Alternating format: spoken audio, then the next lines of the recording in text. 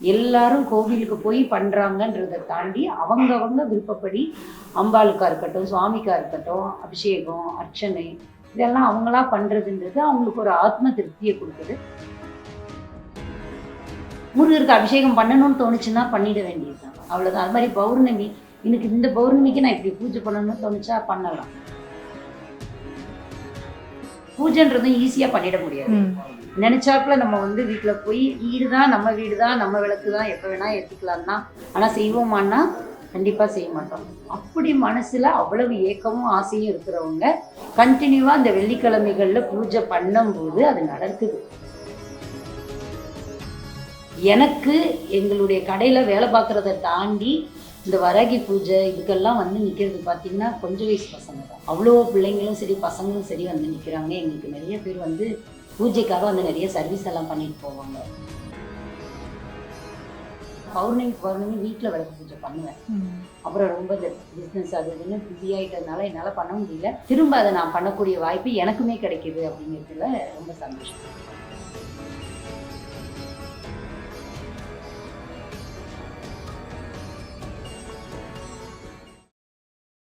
வணக்கம்மா. வணக்கம்மா. ரொம்ப சக்ஸஸ்ஃபுல்லான பிஸ்னஸ் ஆண்டர்பிரினர்ஸ்ல இப்போ நீங்கள் அந்த லிஸ்ட்லையும் நீங்கள் சேர்ந்துட்டீங்க. இப்போது உங்களை சந்திச்சதுல ரொம்ப சந்தோஷம். தமிழ்நாட்டில் 2 கிளைகள் இருக்கு. இதுக்கப்புறம் நீங்கள் எக்ஸ்பேண்ட் பண்ணுற ஐடியா இருக்கா? இன்டர்நேஷ்னல் லெவலில் கஸ்டமர்ஸ் உங்களை அப்ரோச் பண்ணுறாங்களாமா? கண்டிப்பா. ஆனால் இதுவே நான் யோசிக்காத ஒரு விஷயம்தான் 2வது பிரான்ச்சுன்றது. எப்போதுமே எடுத்தோம் அப்படின்னு எல்லாமே என் மனசு என்னைக்கு முழுசா நீ இதில் இறங்கலான்னு சொல்லுதோ அன்னைக்கு தான் நான் இறங்குவேன். ஸோ அப்படி ஆரம்பிச்சது தான். இன்டர்நேஷ்னல் நாங்கள் ஆல்ரெடி ரொம்ப வருஷமாக பண்ணிட்டு இருக்கோம். கடை ஆரம்பிச்சதுலேருந்து ஆரம்பிக்கிறதுக்கு முன்னாடியே சொல்லலாம். கடைன்னு ஆரம்பிக்க முன்னாடியிலேருந்தே இன்டர்நேஷ்னல் பண்ணிட்டு தான் இருக்கிறோம். எல்லா கண்ட்ரிக்கும் எல்லா சைஸ்லேயும் அனுப்பியிருக்கோம்.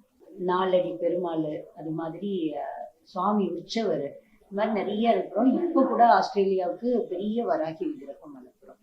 ஸோ அந்த மாதிரி எல்லா கண்ட்ரிக்கும் ஆல்ரெடி போயிட்டு இருக்கு. ஸோ எந்த ஊர்ல இருந்தாலும் எந்த நாட்டில் இருந்தாலும் எங்களுக்கு பொருட்கள் அனுப்ப முடியும்.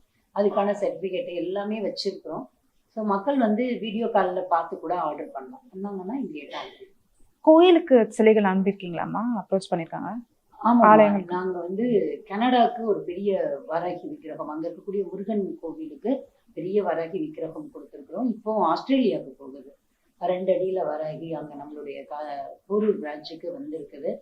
அது மாதிரி மலேசியால இருந்து இப்போ 2 அடியில் கேட்டிருக்காங்க. அதுவும் பெரிய வராகி விக்கிரகம். ஸோ அந்த மாதிரி நிறைய விக்கிரகம் அனுப்பியிருக்கோம். இந்த எக்ஸிபிஷன் பார்க்கும் போதே தெரியுது, பல விதமான கடவுள்கள் இருக்காங்க. வாராகி அம்மனோட சைஸே டிஃப்ரெண்ட்டாக இருக்கு. விநாயகரும் டிஃப்ரெண்ட் சைஸஸ்ல இருக்கு. மேனுஃபேக்சரிங் யூனிட் எவ்வளோ பெருசுமா? எத்தனை பேர் வேலை செய்யறாங்க உங்ககிட்ட? இல்லை, எங்ககிட்ட மேனுஃபேக்சரிங் யூனிட் இல்லை. விளக்கு மாடல் மட்டும் நாங்கள் சொல்லி செய்ய வைக்கிறோம். ஸோ எங்களுக்குன்னு நாங்கள் இன்னும் மேனுஃபேக்சரிங் யூனிட் ஆரம்பிக்கலை. ஆனாலும் விளக்கு மாடல்கள் எங்களால் டிசைன் பண்ணப்படுது. நாங்கள் இப்படி தான் வரணும், இப்படி விளக்கு இருக்கணும், இந்த இடத்துல இது வச்சு பண்ணலாம் அப்படின்னு சொல்லி இந்த மாதிரி நிறைய விளக்கை நாங்கள் டிசைன் பண்ணி கொண்டு வர்றோம். இங்கே உள்ள பொருட்கள்னால நிறைய கைவினை கலைஞர்கள் அவங்களுடைய வாழ்வாதாரம் கொண்டு வரோம். இப்போ முன்னாடி எப்படி இருந்தது அப்படின்னா, ஒரு கேலண்டர்ல படம் வச்சிருந்தா நம்ம அப்படிதான் கும்பிட்டோம்.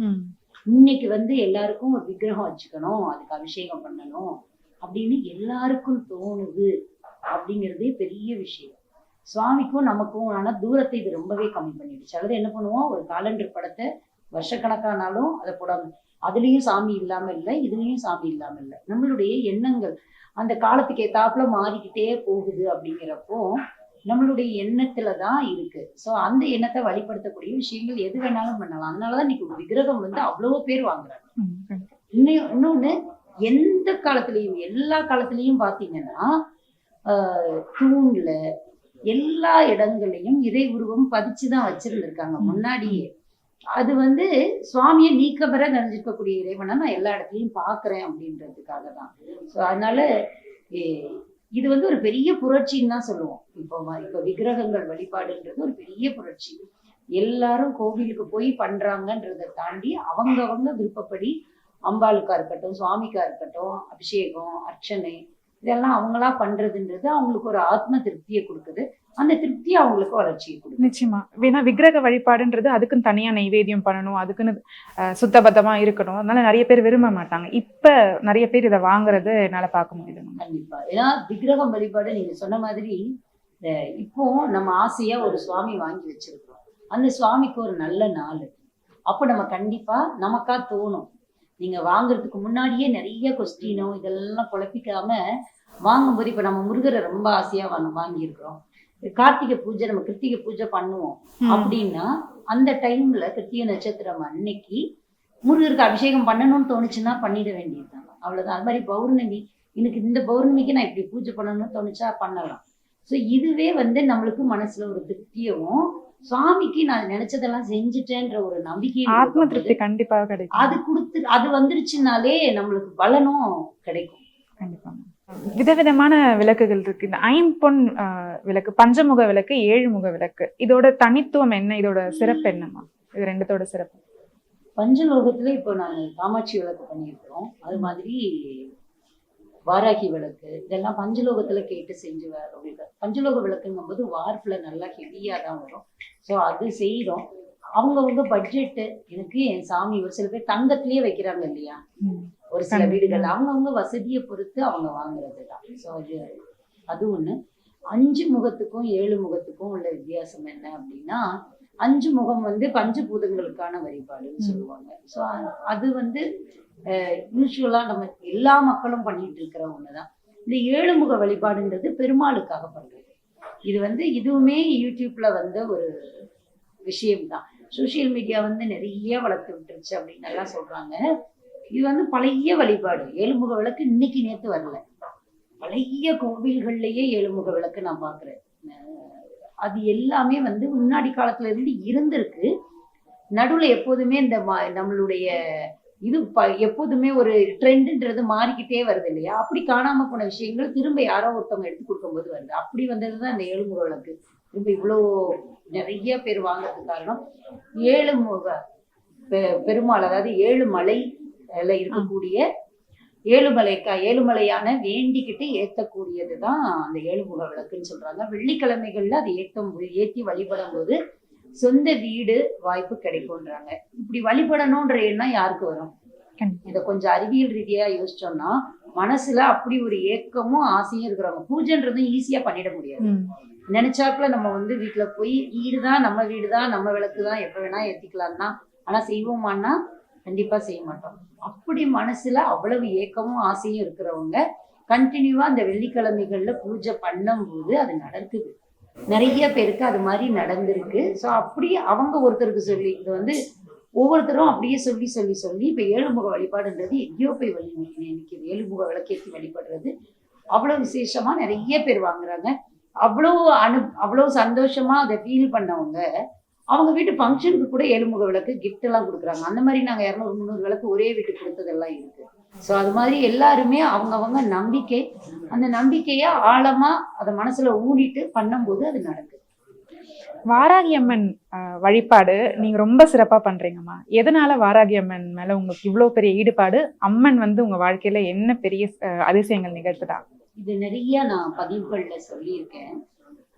அந்த அம்பாள் கும்பிட ஆரம்பிச்சு 15 நாள்ல நடந்த ஒரு பெரிய மிராக்கள். லைஃப்ல நிறைய கொஸ்டின், சொன்ன எல்லாரும் சொல்ற மாதிரி கஷ்டங்கள் நிறைய இருந்தப்போ 15 நாள் அந்த அம்பாளுக்கு நான் வீட்டுல விக்கிரகம்லாம் வச்சுக்கல. அப்பதான் விளக்கெல்லாம் செஞ்சிருந்தோம், பதிவு போட்டிருந்தோம். ஜனவரி 1ஆம் தேதி 2021 நினைக்கிறேன். ஆமா, 2021 ஜனவரி 1ஆம் தேதி அந்த வீடியோ வந்திருக்கும். வராகி விளக்கு பத்தி ஃபர்ஸ்ட் வராகி விளக்கு பத்தி போட்ட வீடியோ. அதுக்கு முன்னாடி என்னன்னா, வராகி விளக்கு செஞ்சவங்களுக்கு கொடுத்தோம். அவங்க எனக்கு ஒரு பெரிய விஷயத்த கொடுத்தாங்க. ஒரு சந்தனம் ஒண்ணு சொன்னாங்க. அது நம்ம கடையில இப்போ கிடைக்குது. அதை சொல்லி அதை நீங்க தினமும் நெத்தியில வச்சுக்கோங்கன்னாங்க. அப்படிதான் விளக்கேத்தல எதுவும் பண்ணலாங்க. அது எவ்வளோண்டு ஒரு ட்ராப் தண்ணி விட்டு அந்த அம்பாள் நினைச்சிட்டு அபராஜித வராகி நம்ம இது மட்டுமே தான் சொல்லிட்டு இருந்தோம். ஸோ அப்போ ஒரு பெரிய பிரச்சனை ஒண்ணு வந்தது. எதுக்கு அப்படின்னா, இருக்கிற மத்த எல்லாத்தையும் சரி பண்றதுக்காக வந்தது அப்படின்னு தான் நான் இப்ப அதை பாக்குறேன். முதல்ல வராகி விளக்கு அப்படின்னு செஞ்சப்போ, நாங்க முன்னாடி எல்லாம் பாத்தீங்கன்னா 2020க்கு முன்னாடி ஒரு வராகி விக்கிரகம் விற்கிறது பெரிய விஷயம். நாங்களே ஸ்டாக்கே வச்சுக்க மாட்டோம். யாராவது கேட்டா வர வச்சு கொடுப்போம். 6 மாசத்துக்கு ஒரு வாட்டி ஒரு விக்கிரகம் வித்தா பெரிய விஷயம். அப்படி இருந்த அம்பாள் அதுக்கப்புறம் நிறைய போக ஆரம்பிச்சா. வராகி விளக்குன்ற அந்த ஒரு வீடியோ நிறைய வைரல் ஆச்சு. ஸோ அப்படி அவங்க நிறைய பேர் இந்த விளக்குனால நாங்க நிறைய பேருக்கு தெரிய வந்தோம். இப்போ மாத்தி சொல்றாங்க அப்படின்னு தான் சொல்லுவேன். அம்பாள் எங்களால நிறைய பேருக்கு தெரிய வந்தா, இவங்கதான் விளக்கு செஞ்சாங்க அப்படின்றத தாண்டி அம்பாளால நாங்க வெளியில தெரிஞ்சோம் அப்படின்னு தான் சொல்லுவேன். ஸோ அப்படி வந்தது. நிறைய பேர் வாராகி விளக்கு கிடையான்னு கூட கேட்பாங்க. அந்த மாதிரி ஒரு நேம் அம்பாளால வந்தது. ஸோ அதுக்கு நன்றி தெரிவிக்கிற விதமா தான் யாகம் புது கடைக்கு மாற்றும் போது யாகம் வாராகி யாகம் பண்ணி ஆரம்பிச்சோம். ஸோ இப்படிதான் அம்பாள் எங்களோட லைஃப்ல அவ பண்ணிட்டு இருந்த மிராக்கள். அந்த மாதிரி ஒரு சில பேர் அவங்களோட கஷ்டங்கள் எல்லாம் சொல்லும்போது எனக்கு ஆச்சரியமா இருக்கும். உண்மையிலே நான் இன்னைக்கும் சொல்றேன், எந்த ஸ்பெஷல் பவரும் எனக்குள்ள இல்லை. நானும் ஆர்டினரி ஒரு பெண்ணா தான் இருக்கிறேன். ஆனா அம்பாள் எல்லாத்தையும் நடத்தி வைக்கிறார். அவ்வளவுதான். அவள்கிட்ட வேண்டிக்கிட்டு அவளுடைய விஷயங்களுக்கு நாங்க அவள்கிட்ட போகும்போது நிறைய பேர் எங்ககிட்ட அழுதுருக்காங்க, அழுவாங்க, கையை பிடிச்சிட்டு ஐயோ எங்களுக்கு இப்படி ஒரு வருஷத்துல இருக்கும், அப்படி ஒரு பிரச்சனையா இருக்கு அதெல்லாம் சொல்லும் போது எனக்கே பாவமா இருக்கும், பயமா இருக்கும். என்னடா இது நம்ம கிட்ட போய் சொல்லிக்கிட்டு இருக்காங்கன்னு. ஆனா அதுக்கப்புறம் அம்பாள் கிட்டயே நீங்க டைரக்டா பேசுங்க நிறைய பேர்ட்ட சொல்லுவேன். நீங்க பேசுங்க, நடுவுல யாருமே தேவையில்லை, சாமி கிட்ட நீங்களே பேசுங்கன்னு சொல்லுவோம். ஸோ அப்படி அம்பாள் பத்தி சொல்ற விஷயங்கள் எல்லாம் நிறைய மக்களுக்கு போய் ரீச் ஆச்சு. ஸோ அதனால நாங்களும் ரீச் ஆனோம். ஆனா இது பிசினஸ்க்காக இல்லை. உங்களுக்கு தெரியும், கடையில பாத்தீங்கன்னா வாராகின்றது ஒரு சின்ன ஒரு கேட்டகரியில வச்சிருக்கிறோம். அதை தாண்டி நிறைய பொருட்கள் இருக்கு, நிறைய விஷயங்கள் இருக்கு. ஆனா இந்த மாதிரி பேட்டியும் சரி, இந்த மாதிரி விஷயங்களும் சரி, அது என்னவோ தெரியல, எங்க கடைக்குள்ள வந்தா அது கடைசியா வாராகிட்டு தான் நிற்கும். ஏன்னா அது அவளோட இடம். அங்க அவளை பத்தி பேசாம வேற எதையுமே பேச முடியாது. அந்த மாதிரியான ஒரு விஷயத்தான் நான் உணர்றேன். இங்கேயும் கூட அம்பாள் வச்சிருக்கிறோம், வாராகி அம்பாள் வச்சிருக்கிறோம். அவ எல்லாம் எங்களுக்கு அவதான் பக்க பலமா இருக்கிறா. இன்னைக்கு அவங்களாலதான் நாங்க அறியப்பட்டோம் அப்படின்னு தான் சொல்லணும். எங்களால அவங்க அறியப்படலை, அவங்களால நாங்க எல்லாருக்கும் அறியப்பட்டோம். ஒரு இணையருக்கு ஒரு தகவல் வேணுமா எனக்கு? இந்த கிரகப்பிரவேசமா இருந்தாலும் சரி, கல்யாணம் பண்ணி வீட்டுல பொண்ணு அனுப்புறதா இருந்தாலும் சரி, காமாட்சி அம்மன் விளக்கு தான் கொடுத்து அனுப்புவாங்க. வாராகி அம்மன் விளக்குன்றது இப்ப பிரபலமா ஆயிட்டே வருது. இதை பயன்படுத்தலாமா? ஏன்னா வாராகி அம்மன் உக்கிரமான தெய்வம்னு சொல்றாங்க. இதை வீட்டுல வச்சு சாமி கும்பிடலாமா? விளக்கு வைக்கலாமா வீட்டுல வாராகி விளக்கு? நாங்க கிட்டத்தட்ட 1 to 1.5 லட்சம் விக்கிரகம் விளக்கெல்லாம் கொடுத்துருக்கோம். ஒரு சில பிள்ளைங்க இதுல என்ன பெரிய விழாக்கள்னா, அவ்வளோ நாளா அம்மா வீட்டுல கும்பிட்டுட்டு இருந்த பொண்ணுங்க கல்யாணம் முடிச்சு போகும்போது எனக்கு ஒரு விக்கிரகம் வாங்கி கொடுன்னு கேட்டு வாங்கிட்டு போனவங்க எல்லாம் இருக்காங்க. ஸோ இது எல்லாமே கம்பல்சரி நீங்க இதை கொடுக்கணுமா கொடுக்கூடாதான்னு இல்லை, உங்களுக்கு தோணுதா, அவ்வளவுதான் என்னுடைய கொஸ்டின். நீங்க அப்படி அந்த அம்பாள் மேல நான் போற வீட்டுல கூட ஒன்னே தான் எடுத்துட்டு போவேன். நம்ம எல்லாருடைய சம்பிரதாயம் என்ன, போகும்போது வீட்டுக்கு மகாலட்சுமியா லட்சுமி விளக்கு எடுத்துட்டு போகணுன்றதுதான். அவ்வளோ உங்களுக்கு அந்த அம்பாள் பிடிச்சிருந்தா தாராளமா எடுத்துட்டு போகலாம். அப்படி நிறைய பேர் வாங்கியிருக்காங்க. அப்படி வாங்காமல்லாம் இல்லை. வீடு கிரகப்பிரவேசத்துக்காகட்டும், நான் சொந்த வீடு கட்டி எங்க அம்மாவை வாங்கிட்டு போய் வைப்பேன் அப்படின்னு சொல்லி எல்லாம் வாங்கிட்டு போய் வச்சிருக்கிறாங்க. ஏன்னா நிலத்துக்கானவள், பூமிக்கான தேவதை. ஸோ நம்மளுக்கு ஒரு இடம் வேணும், நமக்குன்னு ஒரு சொந்தமா ஒரு விஷயங்கள் நடக்கணும். நம்மளுக்கு அல்லது நிலத்துல ஏதாவது பிரச்சனை இருக்கு, சொத்துல எல்லாம் பிரச்சனை இருக்குன்னா இந்த அம்பாளை வழிபடும் போது ஈஸியா அதுக்கான பலன் கிடைக்குது. ஸோ அதனால அவங்க அவ்வளவு நன்றி உணர்வோட வாங்கிட்டு போறாங்க. கல்யாணம் முடிச்சு போற பிள்ளைங்க நிறைய வாங்கிட்டு போயிருக்காங்க. இந்த வயசானவங்க கும்பிடுறாங்கன்னு இல்லை, பெரியவங்க மட்டும் இல்லை.